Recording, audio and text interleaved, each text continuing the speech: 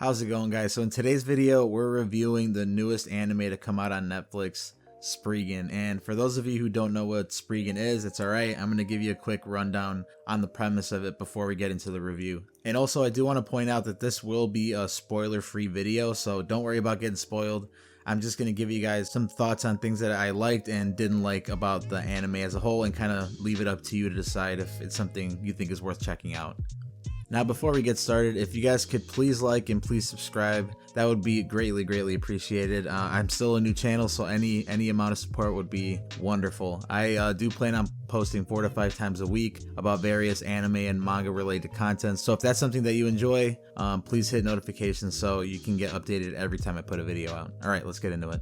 So to give you a quick rundown on the premise of SPRIGGAN, for those of you who aren't familiar, this is actually a adaptation from a manga created by Hiroshi Takeshige and Ryoji Minigawa, and I'm sorry if I pronounced that wrong, but essentially the premise of it, and I'm pulling this straight from the wiki, is that a great civilization once existed on Earth, possessing knowledge and scientific prowess far exceeding that of modern man. The relics of this ancient civilization remain hidden across this world even now, as high-speed communications networks cover the globe and the peering eyes of satellites are able to expose all secrets. The armies of great nations clash as they seek to uncover and research these artifacts, which possess an unfathomable power. A member of this ancient civilization carved a message into a plate: protect our relics from evildoers. Taking this message to heart, one organization named Arkham aims to seal away this ancient civilization for good. The elite secret agents of this organization are known as SPRIGGAN. So to make a long story short, there was an ancient civilization that was way more advanced in technology than the present day in where the anime takes place. And these relics are hidden across the world from, that are left over from that civilization, and they have an immense amount of power. So in a nutshell, the story revolves around a 16-year-old boy named Yu Ominae, who is a Class S Spriggan in Arkham. The anime follows Yu through various missions in episodic fashion. Each episode has a new relic, which comes with its own form of struggles. We get introduced to various organizations around the world from different countries that are all trying to get these artifacts in hopes of, bolstering their military might, or, radical individuals who want to use it for their own personal gain. And Yu is part of the secret task force of an organization that's trying to stop these relics from getting into those wrong hands. Now that we have that laid out, here are the pros and cons of this show, and I hope that this can help you decide if it's an anime that you think is worth watching. As someone who's read parts of the manga that some of these episodes pull from, I was happy to see that they stayed pretty true to the source material.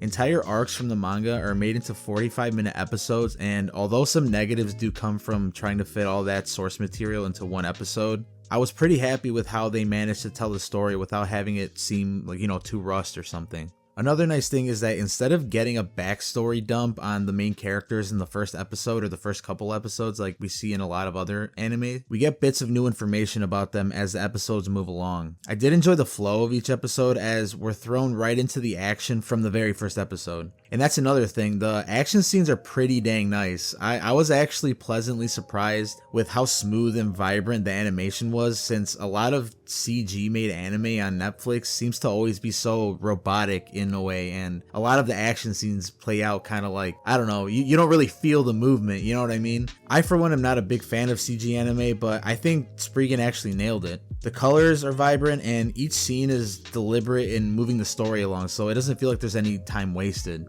The soundtrack is also pretty good and it adds to the awesome action. Overall, if you're a fan of battle anime, you're definitely going to be in for a visual treat. What I also really like is that each episode is different from the last in the sense that it kind of covers like a different area, a different kind of people. Each relic kind of has its own lore behind it that makes the episode interesting, and I feel like they did a really good job of mixing things up from episode to episode while also kind of tying it to a larger story. So here are some cons. So as I mentioned before, each episode of this series takes a whole arc of the manga and fits it into 45-minute episodes. With that, there's obviously going to be a lot of material cut from each one, right? This is definitely really apparent in a lot of the interesting characters that come into each episode and don't really get well developed before, they kind of just vanish, right? Because, this is episodic, so you don't really see a lot of the same people from episode to episode. You meet a character and they have this cool ability or something, and once they use it or they serve their purpose, they're just gone, and you don't get any explanation as to, how they got their abilities or really their background.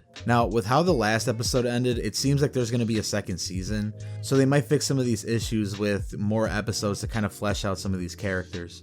Another thing I did not like about the series is the dialogue. Now, I watched this in both English and in Japanese with subtitles, and both had some issues, although like the English dub was definitely a little worse in that area. The dialogue between characters can be pretty robotic at times, which makes it hard to really think of these characters as unique or deeper than what we see at face value. It makes it kind of hard to invoke emotions, you know, to make you feel what they're feeling when they're in a sticky situation, or to kind of get inside their heads and see what they're thinking, you know? It also makes some characters' motivations seem a little forced and formulaic. Like sometimes it really does feel like some characters are just like implanted into the story just to keep it moving along, or I don't know, just not really have a general purpose, you know?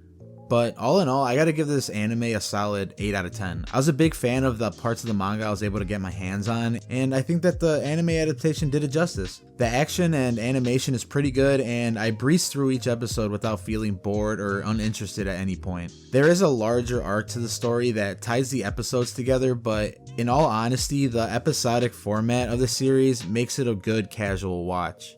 So that's it, guys. That's my quick review on the SPRIGGAN anime. I know I didn't share a lot of details about the story itself, but I didn't want to spoil anything for any of you who, you know, wanted to check it out. And honestly, from the first episode, you'll be able to get a good idea of what everything's about. So again, please like the video, please subscribe, and let me know in the comment section what you guys think about the anime if you've seen it. You know, did you like it? Did you not like it? Let me know what you think below. And if you haven't seen it yet, let me know below if you're going to check it out after watching this, or if you're still planning on not checking it out.